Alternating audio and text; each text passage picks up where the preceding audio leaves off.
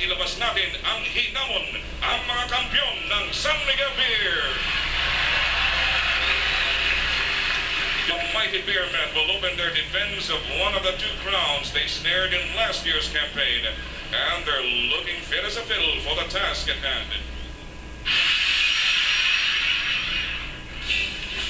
1989. The year opened up with great optimism for the San Miguel franchise.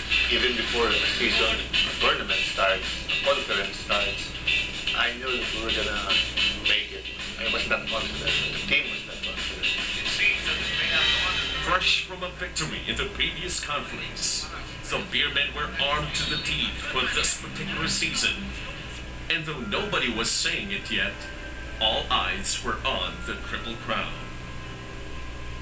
Already brimming with talent, San Miguel still stocked up on ammunition, plucking live-wire Bobby Jose and gunner Otto Agustin from the draft, and hiring NBA journeyman Michael Phelps as import. The wealth of talent in the team left the field reeling. We got off to a great start. You know, winning breeds confidence. And when you continue to win, your confidence level is similar to what San Miguel is doing right now. I mean, they're so confident the way they play, that they can make their shots, the way they move, and even in the squadron, the way they walk, you know, you can feel it. And we had that in the beginning of 1989. We knew we could win games. We knew that we were a better team than most teams, offensively and defensively. At that particular time, I don't think many people remember, we were the best offensive team and the best defensive team. And we were beating teams by almost 15, 16 points a game. San Miguel racked up 10 straight wins in the eliminations before finally tripping against the Alan Kadick-led Presto team. Still, the Beermen won 2 of their next 3 games and reached the finals ahead of the pack. And once in the finals, the Beermen came across a familiar foe. Starting for Formula Shed. Center number 14, Paras. Guard number 5, Magsanle. Guard number 12, De La Rosa. Forward number 11, Duantes. Forward number 22, Cards.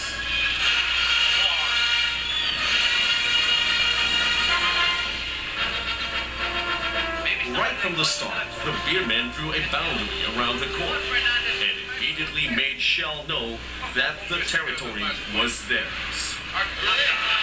The Turbo Chargers were bothered by a spate of turnovers. Brilliant sky hook, and look at him, running interference, resulting in another steal, and another fast break being engineered here by Ives Dignanisi. One go, over. Yes, sir. Endless shots. It's very simple, Joe. What's happening? As good defense allowed the likes of Ramon Fernandez, Hector Calma, and Elmer Reyes go on fast break players. Harper by the minute. Oh, Bobby Parks went up without the ball. What happened to it? Fast break, and it works. That's a foul. Foul. Foul. This is Sano. Anytime Parks or Paras gets the basketball, they're double or triple team. That's the math. Normal clock wants that way. Early in the first half. Good save by Ives Dignanisi. Another fast break, being cautioned out by the Beermen. Thompson made it splendidly. And long before the game was through, the outcome was clear. In Game 2, things were pretty much the same as Fernandez taught then-rookie Benji Paras a thing or two about crunch time basketball. Pick one during the tournament. Fernandez making mincemeat out of the rookie Benji Paras. They get basketball tactics by one, keeps Paras away from the paint. Look at him dribble! Oh, wow! Look at Juan Fernandez. And the result was pretty much the same. 107. Then, in Game 3, Championship Series, Shell was right back with a ferocity of a pit viper back to a corner. The game took a physical nature as players started crashing. He's guarding his spot on the floor. He's not guarding his man, and that's the reason why Ramirez was the slam. Wow. That was a very costly basket for Ramirez.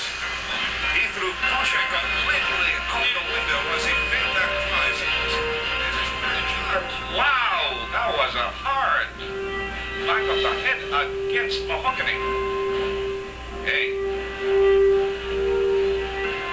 You know, I still consider this fortunate for Jay Ramirez because it was not the top of his head but the back of his head that landed squarely on the floor. It was the side of his head, and that's a less dangerous part of the human cranium. On the floor, gasping for air, been knocked out of it. You see it here on the slow-mo replay.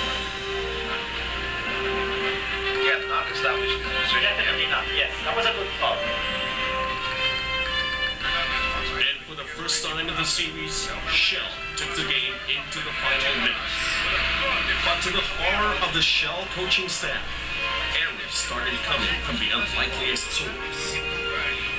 With 31 ticks remaining and a 1-point lead to overcome, Bobby Parks committed a traveling violation that set San Miguel up for an insurance basket.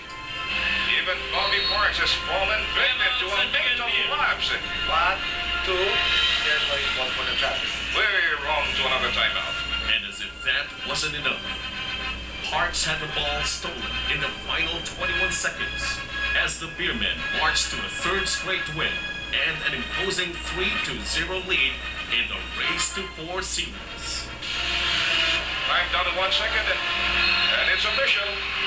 Formula Shell has just sunk deeper into the quagmire, sustaining its third consecutive loss in this best-of-7 series against San Miguel Beer. The Beermen looked forward to